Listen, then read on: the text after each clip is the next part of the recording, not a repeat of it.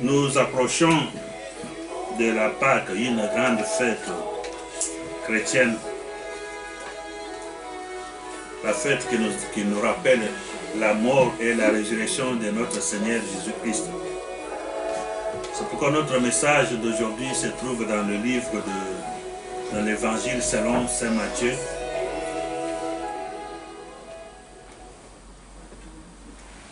Au chapitre 26. Nous allons lire à partir du verset 36 jusqu'au verset 46. L'évangile selon Saint Matthieu, chapitre 26, verset 36 à 46. Nous lisons dans le nom de Jésus-Christ. Là-dessus, Jésus alla avec eux dans un lieu appelé Gethsémane, et il dit aux disciples, « Asseyez-vous ici, pendant que je m'éloignerai pour prier. » Il prit avec lui Pierre et les deux fils de Zébédée, et il commença à éprouver de la tristesse et des angoisses. Il leur dit, « Alors mon âme est triste jusqu'à la mort. Restez ici et veillez avec moi. » Puis, ayant fait quelques pas en avant, il se jeta sur sa face et pria ainsi, « Mon Père, s'il est possible que cette coupe s'éloigne de moi, toutefois non pas ce que je veux, mais ce que tu veux. » Et il revint vers les disciples, qu'il trouva endormis, et il dit à Pierre, « Vous n'avez donc pu veiller 1 heure avec moi. Veillez et priez, afin que vous ne tombiez pas dans la tentation. L'esprit est bien disposé, mais la chair est faible. » Il s'éloigna une seconde fois et pria ainsi, « Mon Père, s'il est possible que cette coupe s'éloigne sans que je la boive, que ta volonté soit faite. » Il revint et les trouva encore endormis, car leurs yeux étaient apaisantis. Il les quitta et s'éloigna. Il pria pour la 3e fois, répétant les mêmes paroles. Puis il alla vers ses disciples et leur dit, « Vous dormez maintenant et vous vous reposez. Voici l'heure est proche et le Fils de l'homme est livré aux mains des pécheurs. Levez-vous, allons. Voici celui qui me livre s'approche. Levez-vous, allons. Voici celui qui me livre et s'approche. » Amen. Amen. Nous te prions, nous te rendons grâce, notre Dieu, notre roi. Le moment est arrivé, Seigneur, que nous puissions entendre ta parole. Nous te demandons, Seigneur, notre Père, que tu puisses, dans ce moment éternel, notre Dieu, notre roi, nous parler. Que ta parole puisse trouver la place dans nos cœurs. Nous voulons que ton Esprit, Seigneur, prépare nos cœurs, Seigneur, que nos cœurs soient comme un champ fertile, une terre préparée pour porter ta parole, éternel, notre Père Céleste. Je laisse, Seigneur, que la communauté qui est devant toi maintenant, éternel, notre Dieu, notre roi. Nous demandons que le Saint-Esprit puisse nous couvrir maintenant, que les anges de Dieu puissent neutraliser toute force du mal, toute force qui peut empêcher tes enfants à suivre l'enseignement, à écouter avec attention notre Père. Nous te demandons dans le nom de Jésus éternel, que tu utilises notre bouche, éternel, mon Dieu, mon roi, que toi seul tu règnes dans ce moment, éternel, notre Père Céleste, que ce lieu, éternel, mon Dieu, mon roi, soit entouré de tes anges, éternel, notre Dieu, notre roi. Que ton nom soit béni et que ta voix te revienne dans le nom de Jésus. Amen. Amen.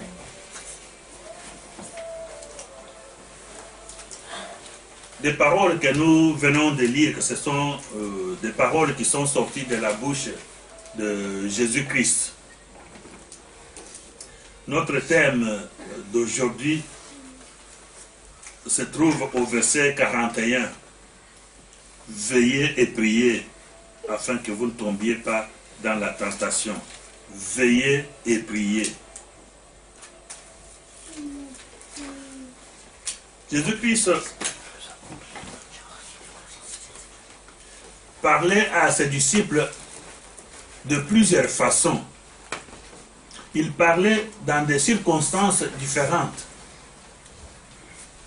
Des fois, quand il marchait sur la route avec ses disciples, il leur parlait, il enseignait. Dans des synagogues, il enseignait. Partout où il s'assemblait avec ses disciples, il parlait. On n'a jamais entendu Jésus-Christ parler de discours mondains avec ses disciples, même avec toutes les foules qui venaient devant lui.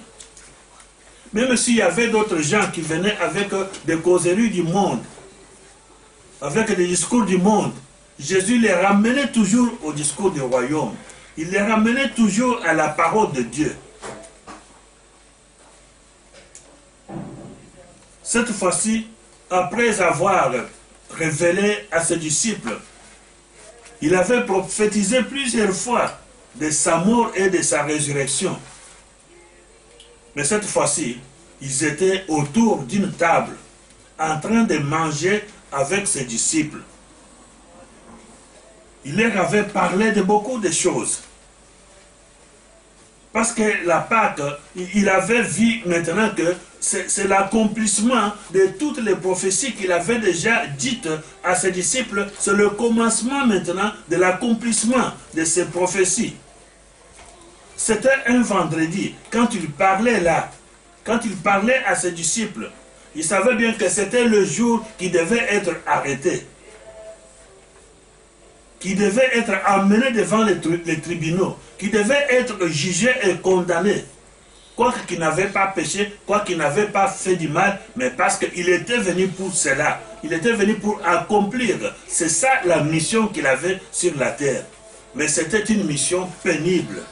Il ne pouvait pas passer comme ça brusquement, sans préparer des gens qu'il avait choisis, des disciples qu'il avait installés. Il fallait qu'il les prépare à cet événement, afin qu'ils sachent que ce qui arrive maintenant, c'est la volonté de Dieu qui doit s'accomplir. Et c'est cette mission, pour que le salut puisse apparaître pour les hommes et pour les femmes.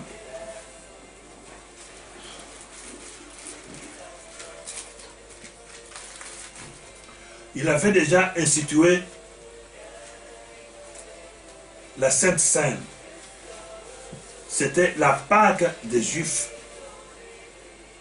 C'est ce jour que Jésus a fait une cérémonie tout à fait exceptionnelle. Pendant que les Juifs mangeaient la viande des agneaux qu'ils tuaient pour fêter cette fête de Pâques, qu'ils se rappellent quand ils étaient sortis de la maison de servitude, de la maison d'esclavage en Égypte.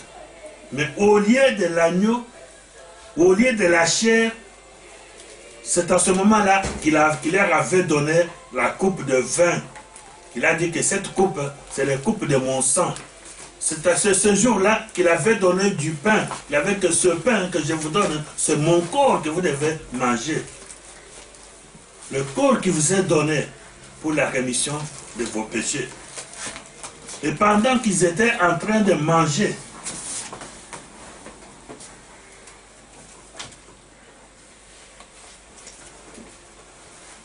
c'est à ce moment-là qu'il a dit à ses disciples d'aller dans un endroit où ils savaient très bien.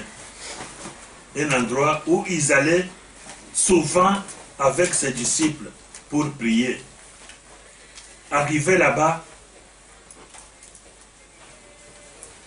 il a dit clairement à ses disciples que allons prier. Mon âme est triste jusqu'à la mort. Il avait senti vraiment l'angoisse. Il a laissé les 9 apôtres quelque part. Il a avancé avec les 3 apôtres. À un moment donné, il a demandé aussi aux 3 apôtres qu'il avait accompagnés de les laisser. Il leur a demandé, priez avec moi. Je suis vraiment troublé. Priez avec moi. Il s'est avancé un pas. Il s'est couché par terre. Il s'est jeté la face contre terre. Il a parlé à Dieu.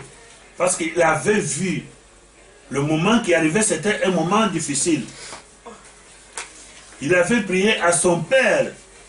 Si papa, si tu peux m'enlever, si tu peux faire afin que cette coupe passe sans que je la boive, mais que ce soit seulement ta volonté et pas ma volonté à moi.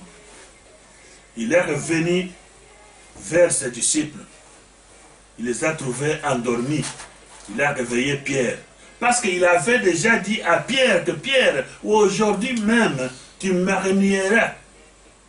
Tu vas me renier aujourd'hui, 3 fois avant que le coq chante. Donc il avait vu qu'il y avait une tentation pour Pierre. Et tous les apôtres avaient dit la même chose. Parce qu'il avait dit qu'aujourd'hui, je serai vraiment un scandale pour vous tous. C'est que vous tous, vous allez me renier. Vous tous, vous allez m'abandonner. Et tous les apôtres avaient dit que nous n'allons jamais t'abandonner. S'il faut mourir, nous allons mourir avec toi. Et Pierre avait dit en particulier, mais si même tous les autres ici t'abandonnent, même s'ils te laissent, mais moi, Seigneur, moi, je ne te laisserai pas. Mais moi, je serai avec toi. S'il faut mourir avec toi, je veux mourir avec toi. C'est à ce moment-là que Jésus lui a dit que Pierre, avant que le coq chante, tu m'auras renié 3 fois. Donc c'était une tentation. Et il avait amené Pierre avec d'autres disciples afin qu'ils puissent prier. C'est là où nous allons voir l'importance de la prière. D'autres gens peuvent dire, mais Jésus, il était Dieu, il était fils de Dieu. Pourquoi il devait prier encore? Et Jésus était venu pour mourir. C'est la mission qu'il devait accomplir. Mais pourquoi il devait prier? Mais ils oublient que Jésus était Dieu, était homme. Il avait le corps d'homme. Il y a d'autres gens qui pensent que tous les coups qu'on donnait à Jésus, toute la souffrance qu'on le faisait, Jésus ne sentait absolument rien. Non. Parce qu'il avait le corps comme les nôtres. Jésus avait une âme comme les nôtres. Quoiqu'il savait qu'il allait ressusciter, mais pour arriver à mourir, il devait souffrir. Il devait sentir des souffrances dans son corps. Mais c'est un moment vraiment très très difficile. Et personne, sans l'assistance de Dieu, ne peut pas tenir. C'est pourquoi il avait demandé à Pierre, quand il est revenu, il a demandé, vous n'avez pas pu prier avec moi, ne fût-ce qu'une heure. Restez veillés avec moi, ne fût-ce qu'une heure. Et c'était aussi pour lui et pour les apôtres eux-mêmes. Quand Pierre avait pris la décision, Pierre ne mentait pas. Il avait pris vraiment la décision de pouvoir tenir, de pouvoir rester avec Jésus-Christ. Mais c'est pour vous dire que des décisions que nous prenons, si nous les prenons nous-mêmes, sans associer Dieu, et ça ne peut pas tenir, ça ne peut pas marcher. Il fallait que Pierre puisse prier afin que Dieu puisse lui donner maintenant la force, lui donner maintenant le courage. La prière est comme si quelqu'un demande le feu vert de Dieu. Tu as ta décision que tu as prise pour n'importe quoi, on ne sait pas, mais pour que tu puisses réussir dans cette décision-là, le projet que tu as déjà préparé pour faire, mais si tu n'associes pas Dieu dans ton projet-là, sache bien que le projet ne va pas réussir. La force de l'homme ne peut pas réussir sans le consentement de Dieu, sans l'accord de Dieu. Pierre avait même montré, quand on a arrêté Jésus, nous ne sommes pas encore arrivés là, peut-être le dimanche prochain, nous allons y arriver. Il a dégainé son épée, il a tranché l'oreille de l'un de ces gens-là qui venaient pour arrêter Jésus. Mais il le faisait humainement, avec la pensée de l'homme, sans associer Dieu dans ce qu'il faisait. Quand on dit que la tentation arrive, le but de la tentation c'est quoi? Qu'est-ce que Satan cherche? C'est pour que toi tu puisses, quand tu verras la souffrance qui vient vers toi, que ce soit la maladie, que ce soit le manque de quelque chose, que ce soit n'importe quelle difficulté que tu peux trouver dans ta vie, afin que tu puisses maintenant maudire Dieu, pour que tu n'entres pas dans le royaume des cieux. Parce que le but de Satan, ce que Satan veut faire à l'homme, pour que l'homme ne puisse jamais entrer, vivre avec Dieu et entrer dans le royaume éternel. C'est tout ce qu'il cherche. D'autres gens pensent que quand on demande de prier, c'est pour que la tentation n'arrive pas. Mais il y a d'autres tentations, il y a d'autres épreuves que Dieu lui-même a ordonnées, que ça puisse arriver dans ta vie. Et ce n'est pas quand l'épreuve arrive que tu es déjà condamné. Non, c'est une épreuve pour voir est-ce que tu as la foi ou tu ne l'as pas. Mais pour que tu puisses vaincre cette épreuve-là qui arrive devant toi, pour que tu puisses être plus que vainqueur dans la tentation que Satan met devant toi, il faut la prière. C'est la prière qui nous donne la force. C'est la prière qui fait que Dieu soit avec nous. Que nous puissions triompher, que nous puissions avancer, quelles que soient les difficultés qui peuvent nous arriver dans notre vie. Il faut la prière. Nous voyons ici que quand Jésus parlait à ces gens ici, ils venaient de prendre la Sainte Seine. Ils étaient avec Jésus. Ils venaient de manger avec lui. C'est pour vous dire que tout ce que nous pouvons faire, une véritable foi doit être durable et forte si nous associons la prière à cette foi-là. Un chrétien sans la vie de prière, c'est un chrétien mort. Une église où il n'y a pas la vie de prière, c'est une église morte. Tout homme, toute femme qui peut se dire enfant de Dieu ou serviteur de Dieu, mais s'il n'est pas homme de prière, s'il n'a pas la vie de prière, c'est une personne morte et qui ne peut pas avancer, qui ne peut pas aller très loin. Si la parole de Dieu que nous écoutons, que nous entendons, mais si nous n'avons pas la vie de prière, cette parole va passer vite. Va passer vite. Et nous ne saurons jamais la garder. C'est pourquoi Jésus a dit, veillez et priez, afin que vous ne tombiez pas dans la tentation. Il savait bien que la tentation est là. Le scandale doit arriver. Des choses difficiles doivent arriver dans la vie de tout le monde. Mais il faut veiller, il faut prier. Si tu es un homme de prière, si tu es une femme de prière, sache bien que tu seras vainqueur, quelles que soient les difficultés qui peuvent t'arriver dans ta vie. Et tu tiendras fort, tu iras de l'avant, et Dieu t'assistera. Voilà pourquoi Jésus avait amené ses disciples. Parce que Pierre avait pris cette décision-là lui-même. Il n'avait pas prié. Il n'avait pas vu l'importance de la prière. Tous les apôtres qui avaient déclaré que nous allons mourir avec toi. Évidemment, ils étaient prêts à mourir avec lui. Ils ne mentaient pas, ils ne faisaient pas l'hypocrisie, mais seulement parce qu'ils n'avaient pas associé Dieu. Ils n'avaient pas prié. Ils n'avaient pas prié, c'est pourquoi leur décision n'a pas tenu. Et tous, ils l'ont rejeté, tous, ils l'ont abandonné. Et Judas lui-même, quand il est allé chercher ce qui devait arrêter Jésus, il venait de manger avec lui. Il avait bu la coupe avec lui. Il avait mangé du pain avec lui. Mais parce qu'il n'était pas un homme de prière, il n'avait pas eu le discernement. Si l'arrestation de Jésus était que quand Judas est sorti et que les militaires là, les gens là qui devaient arrêter Jésus, le filaient et le suivaient pour voir là où il va entrer parce qu'ils ont reconnu qu'il était le disciple du Seigneur Jésus-Christ. Mais si on suivait derrière lui pour savoir où est-ce qu'il va entrer, parce que ces gens-là cherchaient Jésus et ne savaient pas où il se trouvait. L'endroit où il était allé, il n'y a que des disciples, il n'y a que des apôtres qui connaissaient cet endroit-là.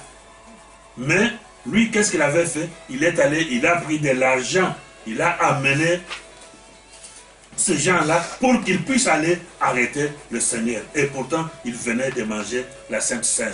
Il venait de boire le sang de Jésus. Il venait de manger le corps de Jésus qui était transformé dans le vin et le pain qu'il avait pris.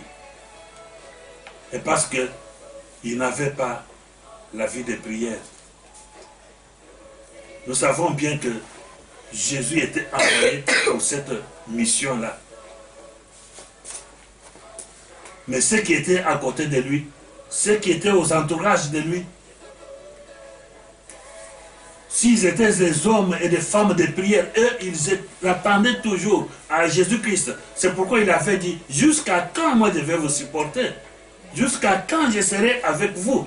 Il voulait que ces gens-là soient forts, que ces gens-là aient le discernement, que ces gens-là puissent se prendre en charge, que ces gens-là puissent savoir qu'ils sont capables de pouvoir travailler, même en absence de Jésus, même quand il va mourir, même quand il va ressusciter, même quand il va monter au ciel, quand ils vont rester, ils doivent continuer cette vie-là de prière.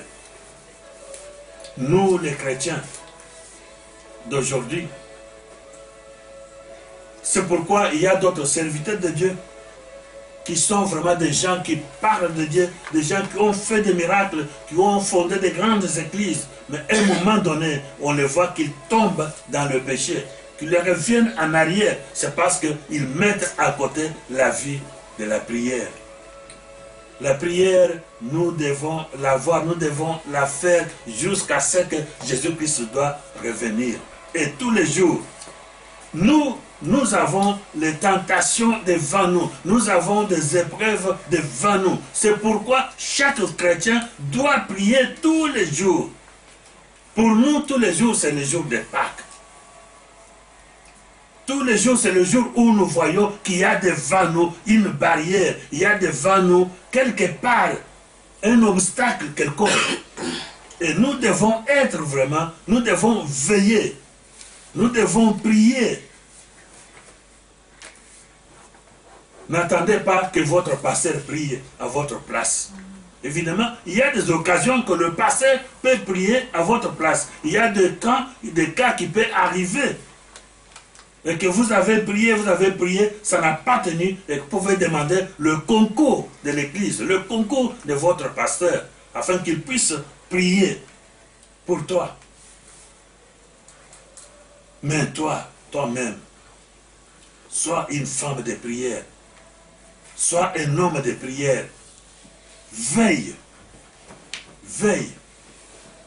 Parce que dans ce monde, il y a beaucoup d'obstacles que nous voyons. Quand nous voyons vers presque la fin de l'année, il y a des accidents qui se font. Il y a des accidents qui arrivent. Il y a des gens, des chefs de ce monde, des dirigeants de ce monde qui sacrifient des gens. Mais si tu n'es pas un homme de prière, si tu n'es pas une femme de prière, et cet incident-là te trouve dans ce moment-là où tu es dans la faiblesse, mais c'est un mauvais moment. Et que si cet accident-là, tu meurs accidentellement, tu vas aller dans l'enfer. Parce que tu n'as pas la vie de prière, tu n'as pas la force en toi.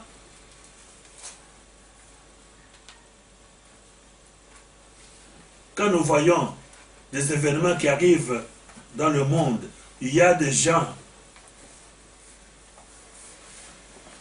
L'événement qui était arrivé en Amérique,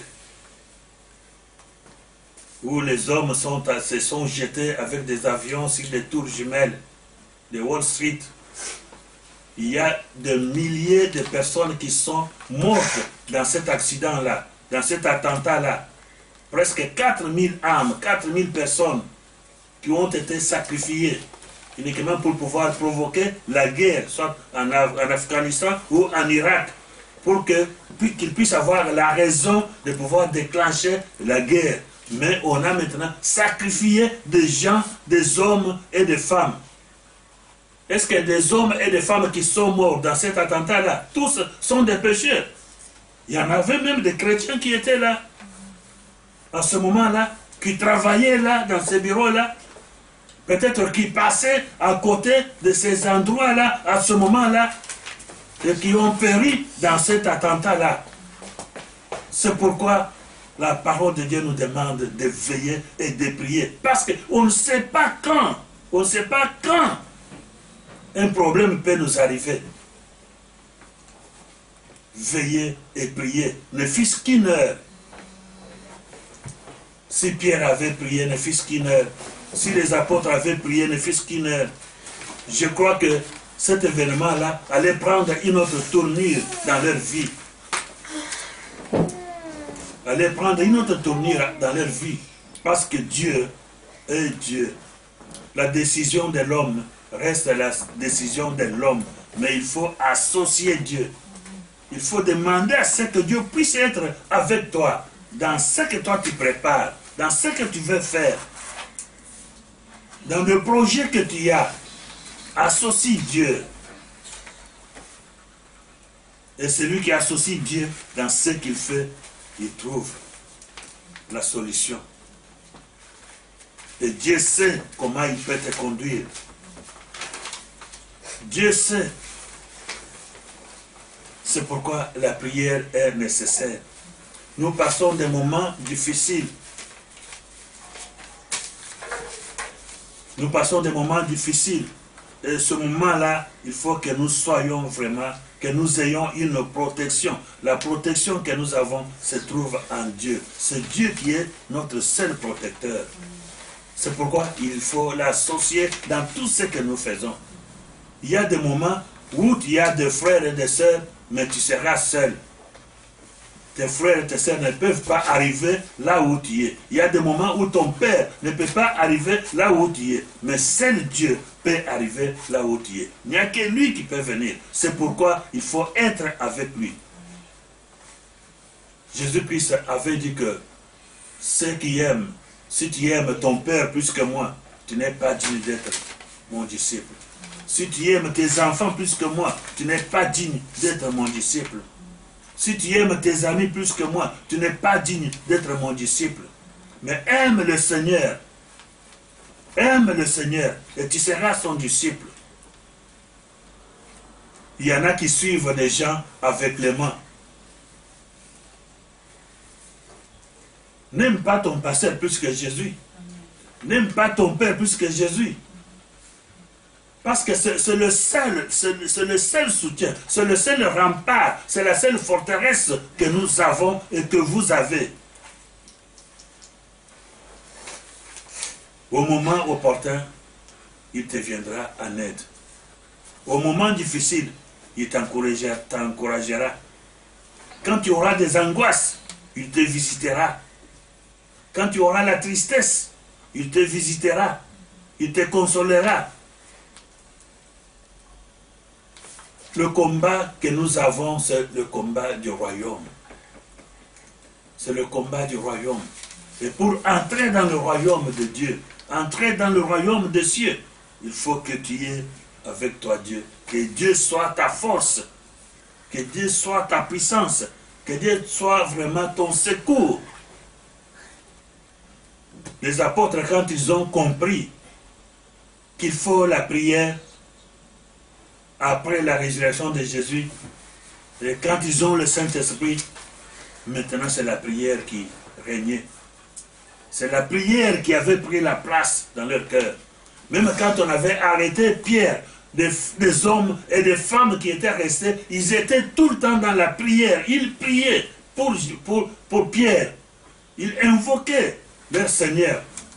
Pierre, dans la prison où il se trouvait, des chaînes qu'on les liait, des chaînes sont tombées d'elles-mêmes. Des portes qui étaient verrouillées et des portes se sont ouvertes d'elles-mêmes à cause de la prière de l'église qui priait pour lui. Et des militaires qui les gardaient, ils n'ont pas su quand est-ce que Pierre est sorti. L'ange est entré dans la prison, il a ouvert les portes et Pierre est sorti. Il a été délivré, il a été sauvé à cause de la prière. C'est pourquoi nous devons veiller et prier. Une église qui ne prie pas, c'est une église morte. Même s'il y a la parole de Dieu, même si on parle jour et nuit, mais sans la prière, vraiment c'est une mort subite. Sans la prière, on ne peut rien faire. La prière, c'est une conversation.